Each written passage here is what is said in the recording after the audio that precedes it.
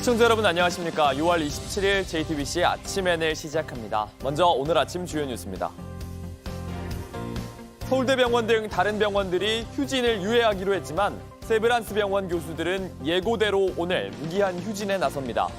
어제 국회에서 열린 의료공백 사태 청문회에선 정부가 전공의 복귀와 관련된 추가 대책을 내놓겠다고 했습니다. 화성 공장에서 난 화재의 불법 파견은 없었는지, 노동자들이 안전교육은 제대로 받았는지 조사하기 위해 수사당국이 아리셀 공장을 6시간 넘게 압수수색했습니다. 이런 가운데 11명의 신원이 추가로 확인됐습니다. 북러 관계가 가까워지는 시점에 미국 정부가 북한군의 우크라이나 파병 가능성에 대해 공식적으로 반대 의사를 밝혔습니다. 러시아는 한국이 우크라이나에 살상 무기를 제공하면 한러 관계가 치명적인 결과를 맞을 거라고 경고했습니다. 오늘 중부 지역은 서울이 32도까지 오르는 등 폭염이 이어집니다. 제주와 남부 지역엔 장맛비가 내립니다. 세브란스 병원 교수들이 예고대로 오늘부터 무기한 휴진에 나섭니다. 서울대병원 등 다른 병원들은 휴진을 미루면서 사그라질 것 같았던 휴진의 불씨가 되살아나는 건 아닌지 우려도 커지는데요. 벌써 의료 공백이 5달째입니다. 국회에선 어제 청문회가 열렸는데 보건복지부 장관은 전공의가 이렇게 오래 이탈할 줄 예상하지 못했다면서 추가 대책을 내놓겠다고 했습니다. 이재승 기자입니다. 서울 세브란스와 강남 용인 세브란스 병원의 진료가 오늘부터 중단됩니다. 다만 입원 병동과 응급실, 중환자실 등 필수 분야의 업무는 유지됩니다. 휴진 종료 시점은 정부가 현 의료대란과 의대 교육 사태를 해결하기 위한 가시적 조치를 할 대로 잡았습니다. 앞서 서울대병원에 이어 서울 성모병원과 삼성 서울병원 교수들은 무기한 휴진을 유예하기로 결정했습니다. 오늘부터로 예고됐던 대한의사협회의 무기한 휴진도 불발됐습니다. 그러나 연세대 의대 교수들의 강경 대응 결정으로 의료계 휴진 결집 계기가 다시 마련된 셈입니다. 당장 아산병원을 수련병원으로 둔 울산의대 교수들도 다음 달 4일 예고한 휴진 계획을 접지 않겠다는 방침입니다. 어제 국회에선 의료 공백 사태를 놓고 청문회가 열렸는데 사태를 어떻게 해결할지는 여전히 답이 없었습니다. 조규용 보건복지부 장관은 전공의들이 장기간 이탈할 걸 예측하지 못했다고 인정했습니다. 100일 넘게까지 언제까지 이게 완료될 거다라고 생각은 하진 않았지만은 이렇게 4달 넘도록 이렇게 의료 공백이 지속될 것을 미리 예상하진 못했습니다. 의료 공백 사태를 두고 대한의사협회는 모두 정부 탓이라는 입장을 반복했습니다. 현 사태는 의사들이 만든 사태가 아니라 멀쩡하게 잘 돌아가고 있는 시스템을 지금 이 자리에 계신 보건복지부 차관 그리고 복지부 공무원들이 만든 사태입니다. 박단 대한전공의협의회 비상대책위원장은 청문회에 참석하지 않았습니다. 정부는 전공의 복귀와 관련해 추가 대책을 내놓는다는 방침입니다. 환자단체는 다음 달 4일 아픈 몸을 이끌고 대규모 집회에 나서겠다고 예고했습니다. JTBC 이재승입니다. 화성 리튬 전지 공장 아리셀에서 숨진 23명 중 18명은 외국인 노동자였는데 이들 대부분은 파견 인력이었습니다. 여기에 불법 파견은 없었는지, 이들이 안전교육은 제대로 받았는지 수사당국이 죽음의 그늘을 규명하기 위해 공장을 6시간 넘게 압수수색했습니다. 피해자 11명의 신원이 추가로 확인됐지만 아직 9명은 채 이름도 모르는 상태입니다. 오원석 기자입니다. 파란색 상자를 든 사람들이 건물 안으로 들어갑니다. 업체에서 구비했다라는 대피 관한 설명서 확보됐나요? 23명의 목숨을 앗아간 경기 화성시 리튬 전지 공장 아리셀에 경찰과 노동부가 압수수색에 나선 겁니다. 압수수색은 아리셀의 모기업 에스코넷과 인력 파견 업체 메이셀을 상대로도 동시에 이루어졌습니다. 어제 오후 4시쯤 시작된 강제 수사는 6시간 넘게 이루어졌습니다. 이제 화재 원인과 불법 파견이 대규모 인명피해로 이어졌는지를 밝혀내야 합니다. 숨진 노동자 23명 중 외국인이 18명에 달합니다. 이들은 인력 파견 업체 메이셀을 통해 불이 난 공장에 보내졌습니다. 돌아가신 분들 모임 형태가 정확히 어떻게 되는 거예요? 파견입니다. 보급입니다. 회사 측은 불법 파견은 없다는 입장입니다. 업무 지시는 파견 업체에서 내렸나요? 아니면 아리셀이나 아리셀? 파견 업체에서 내린 걸로 알고 있습니다. 사망한 외국인 노동자에 대한 책임도 인력 파견 업체에 있다는 취지입니다. 그러나 인력 파견 업체는 업무 지시는 아리셀이 직접 했다며 반박하고 있는 상황. 아리셀 대표이사께서 적법 도급이다 이렇게 주장하고 있고요. 서면이 아닌 구두로 도급계약이 체결된 걸로 지금 보이는데요. 화재 사건 수사본부는 숨진 이들 11명의 신원을 추가로 확인했습니다. 지금까지 신원이 확인된 희생자는 14명입니다. 아직 9명은 이름도 모릅니다. JTBC 오원석입니다. 화재 원인에 대한 조사도 본격적으로 시작됐습니다.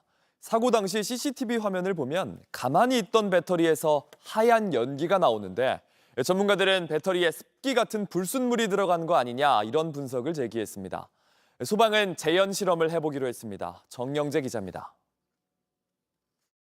쌓여있는 리튬 배터리 더미에서 폭발이 나더니 하얀 연기가 피어오릅니다. 놀란 직원들은 불이 번질까 옆에 있는 것들을 치웁니다. 그래도 불은 옮겨붙고 폭발이 이어집니다.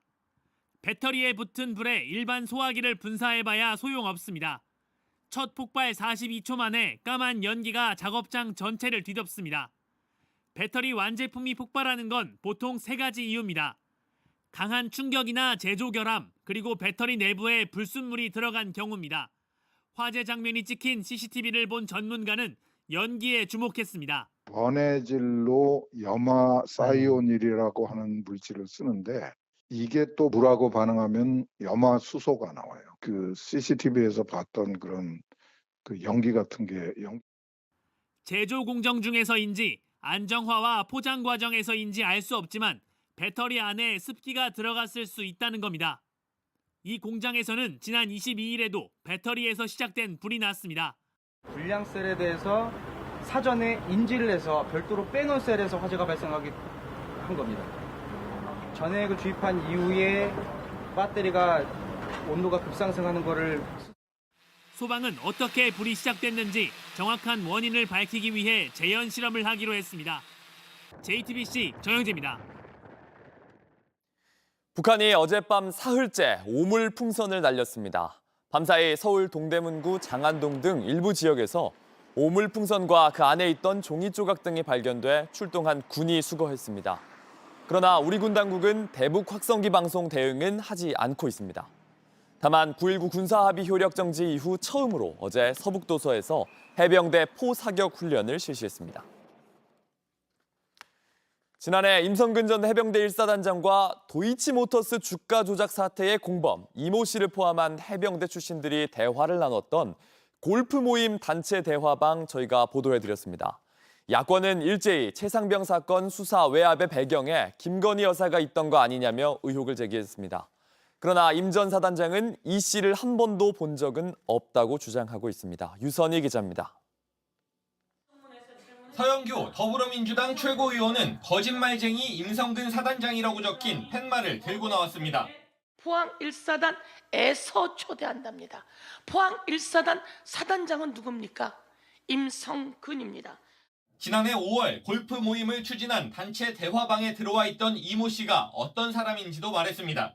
김건희 여사와 김건희 여사의 가족의 계좌를 관리하고 주가 조작에 연루되어서 징역형과 집행유예를 받은 사람입니다. 조국혁신당도 임 전 사단장의 구명 로비 의혹을 제기했습니다. 구명 로비 과정에 도이치모터스 주가 조작 범죄자로 법원에서 유죄 판결을 받은 블랙펄 인베스트먼트 이모 씨를 매개로 김건희 여사가 개입한 것은 아닌지.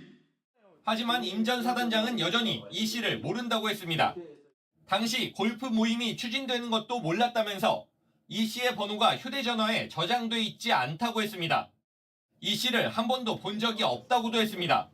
구명 로비 의혹은 사실 무근이고 지난주 국회 법사위 청문회에서 이 씨를 모른다고 했던 것도 거짓말이 아니라는 주장입니다. JTBC는 임 전 사단장이 이런 입장을 전해온 직후 더 자세한 설명을 듣기 위해 연락을 시도했지만 휴대전화는 꺼진 상태였습니다. JTBC 유선입니다. 북한군의 우크라이나 전쟁 파병 가능성에 대해서 미국 국무부가 공식적으로 반대한다는 의사를 밝혔습니다. 앞서 미국 국방부는 총알바지만 될 거라면서 북한군의 움직임을 견제했습니다. 워싱턴 김필규 특파원입니다. 매슈 밀러 미 국무부 대변인은 브리핑에서 북한의 우크라이나 전쟁 파병 가능성에 대해 반대 입장을 분명히 했습니다. So any kind of increased cooperation between those two countries when it relates to activities on occupied Ukrainian territory is something that we would oppose. 최근 김정은 북한 국무위원장은 푸틴 러시아 대통령을 만나 포괄적 전략적 동반자 조약을 맺었습니다. 여기엔 북러 중 한 나라가 전쟁 상태에 처하면 다른 나라가 군사 지원을 한다는 내용이 포함됐습니다. 이에 따라 도네츠크나 헤르손 등 우크라이나 내부의 러시아 점령지의 재건 작업을 위해 북한이 공병대를 보낼 거란 전망이 나왔습니다. 밀러 대변인은 아직 구체적인 정보를 입수하진 않았다면서도 북한은 도네츠크로 병력을 보내선 안 된다고 강조했습니다. But obviously we have been quite concerned about the burgeoning relationship between North Korea and Russia. Obviously Donetsk is part of Ukraine, not part of Russia. 앞서 미 국방부도 북한군의 파병 움직임을 면밀히 지켜보고 있다면서 우려를 표했습니다. If I were North Korean military personnel management, I would be questioning my choices on sending my forces to be cannon fodder in an illegal war against Ukraine. 한편 이날 미 국무부는 국제 종교 자유 보고서를 내고 여전히 북한에서 사상과 종교, 양심의 자유에 대한 권리가 지켜지지 않고 있다고 지적했습니다.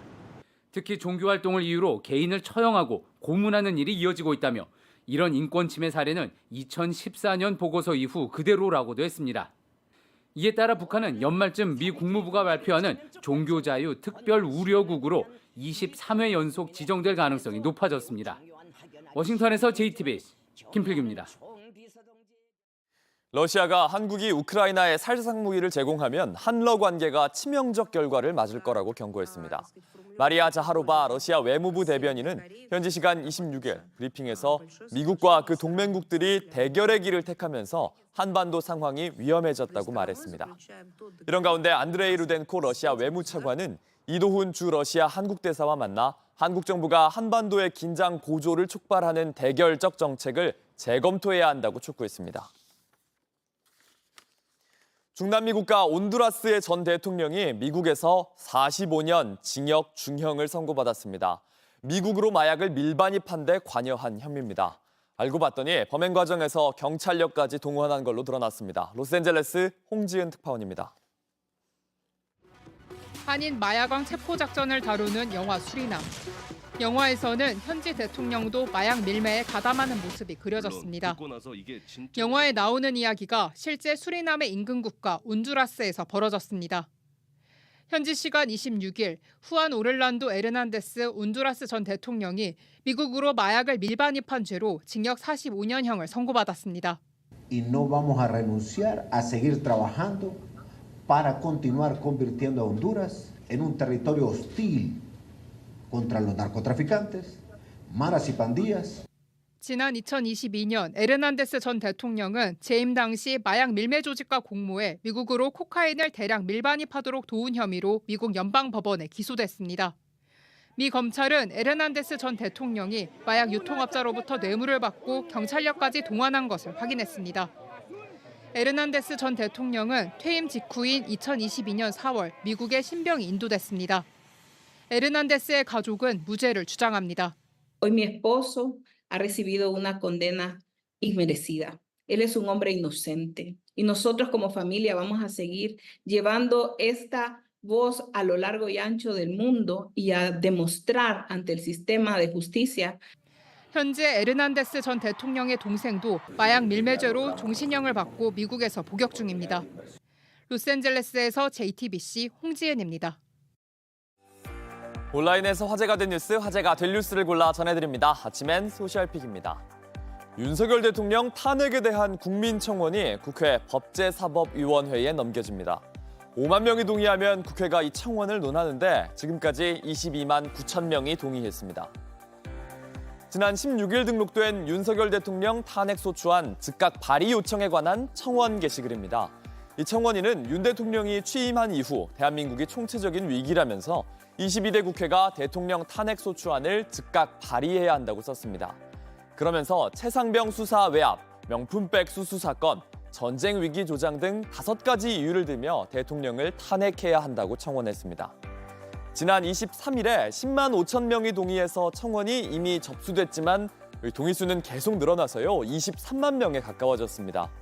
청원은 국회 법제사법위원회로 회부됐고 국회는 청원을 심사해 본회의에서 논의할지 결정하게 됩니다.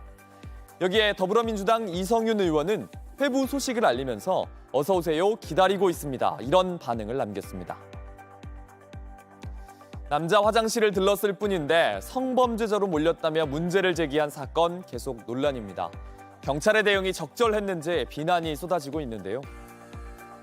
지난 25일 올라온 한 영상에서 경찰은 여자 화장실을 훔쳐봤다는 신고를 접수한 뒤에 한 남성을 찾아서 학생이냐, 뭘 떨고 있냐 이렇게 따져 물었는데요. 이 남성은 경찰을 찾아서 사건을 더 알아보려고 했지만 떳떳하면 가만히 계시라는 말을 들었다고 했습니다. 사건이 알려지자 사건을 맡은 화성 동탄경찰서에 태도가 강압적이다 이런 6천 건이 넘는 민원글이 쏟아졌습니다. 어제 화성 동탄서는 여성 청소년과장 이름의 공지를 올렸습니다. 객관적 증거를 토대로 누구도 억울하지 않도록 엄정하게 수사하겠다. 신고 처리 과정에서 부적절한 언행이 있었는지에 대해 사실관계를 확인하겠다고 했습니다. 한편 남성의 어머니는 사건 현장에 들렀다가 피해를 신고한 여성을 만나서 대화를 했다면서 이 내용을 한 유튜버를 통해 공개했습니다. 이렇게 막 만들려고 해. 자식이 있어. 그럼 얼마나 일이에요.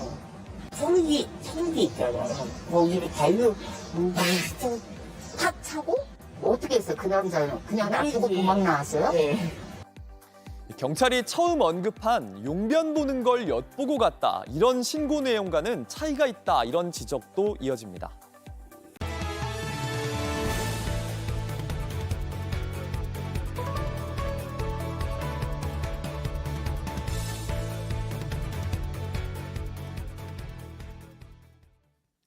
유명 연예인이 광고하고 매장도 급격히 늘어난 소고기 프랜차이즈 한양회로의 운영 자금에 의혹이 제기됐습니다. 경찰은 이 자금이 불법 다단계 방식으로 마련됐다는 의혹에 유사수신 사기 혐의로 수사를 진행 중입니다. 오승열 PD가 취재했습니다.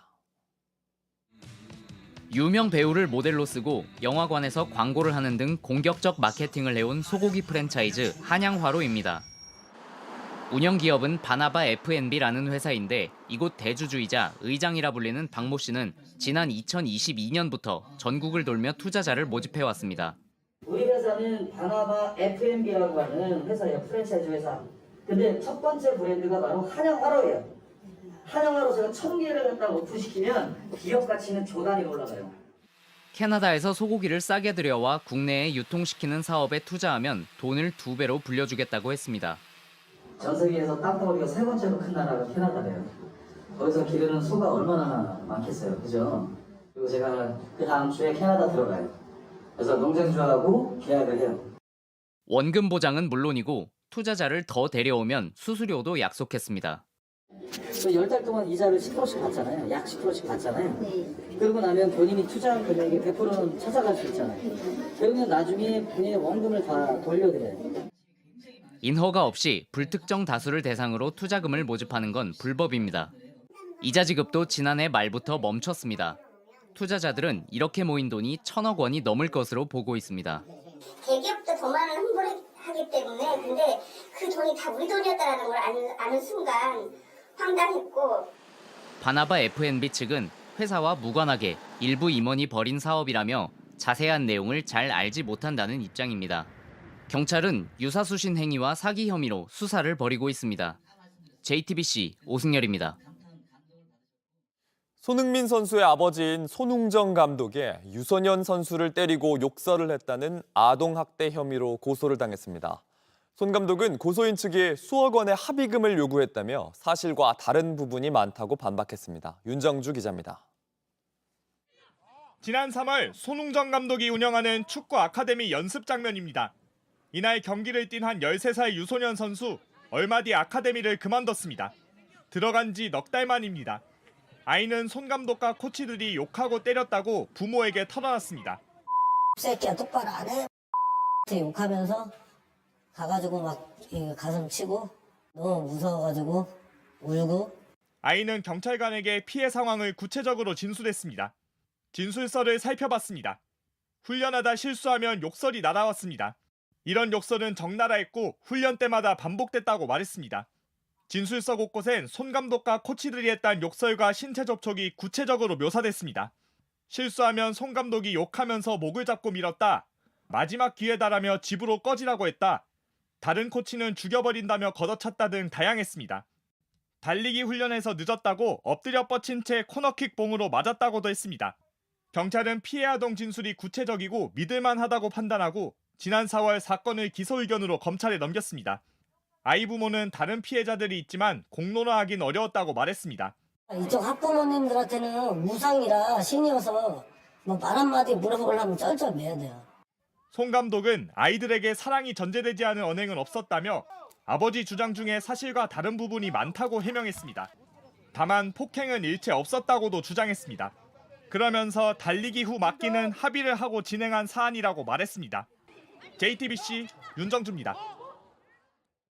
가장 규모가 큰 교사단체 한국교총의 신임 회장이 과거 제자에게 부적절한 편지를 보낸 사실이 알려졌습니다. 학생을 여신님이라고 부르는 내용 등이 담겼는데 사퇴 요구가 잇따르고 있습니다. 이희령 기자가 보도합니다. 지난 20일 한국교총 39대 회장에 교사 박정현 씨가 당선됐습니다. 교총 역사상 최연소라는 수식어도 얻었습니다. 그런데 박 회장이 10여 년 전 인천의 한 고등학교에 근무할 당시 제자에게 보냈던 부적절한 편지들이 논란이 되고 있습니다. 박 회장이 보낸 것으로 알려진 편지 사본을 입수해 살펴봤습니다. 해당 학생을 우리 자기, 나의 여신님이라고 부릅니다. 또 하루 종일 당신을 떠올리고 사랑하고 있다는 표현도 썼습니다. 당시 박 회장은 제자와의 부적절한 편지 교환이란 사유로 견책 조치를 받았습니다. 최근 이 문제가 다시 수면 위에 오르자 박 회장은 학생에게 쪽지를 보내 응원하고 격려한 부분이 과했던 것 같다면서도 부적절한 처신을 한 일은 없다고 해명했습니다. 하지만 한국교총 홈페이지에는 참담하고 부끄럽다, 사퇴를 촉구한다는 내용의 게시글이 잇따라 올라오고 있습니다. 교총 사퇴하기 위해서 힘내려고 이제 작성하고 있었죠. 사퇴 많이 하고 있어요. 교사의 입장에서 지금까지 행동은 결코 용납할 수 없는 행동이죠. 정치권에서도 비판이 이어졌습니다. 이것은 단순한 편애가 아니고 미성년 대상 그루밍 범죄 여부도 확인해봐야 할 사안입니다. 자진 사퇴하십시오. 취재진은 추가 해명을 듣기 위해 박 회장에게 수차례 연락했지만 답을 받지 못했습니다. JTBC 이희령입니다. 2024 건강기능식품 대상 시상식이 어제 중앙일보 주최로 서울 중구의 한국프레스센터에서 열렸습니다. 10회째를 맞은 올해 행사에선 품질과 안전성이 입증된 최우수 건강기능식품 10종이 선정됐습니다. 이 중 종근당 건강의 락토핏 등 3개 제품이 농림축산식품부 장관상을 받았습니다. 이번 시상식에선 특히 성별, 연령별로 타깃층을 나눈 제품과 가치 소비 트렌드를 반영한 제품들이 돋보였습니다. 날씨입니다. 오늘은 제주와 남부 지역을 중심으로 장맛비가 내리겠습니다. 특히 제주와 남해안은 시간당 10에서 30mm의 강한 비가 쏟아지는 곳도 있어서 주의하셔야겠습니다. 반면 중부 지역은 서울과 대전이 32도까지 치솟는 등 폭염이 이어집니다. 내일은 내륙 곳곳에 소나기가 내립니다. JTBC 아침 N을 마칩니다. 내일도 7시 반에 아침을 열겠습니다. 시청해주셔서 감사합니다.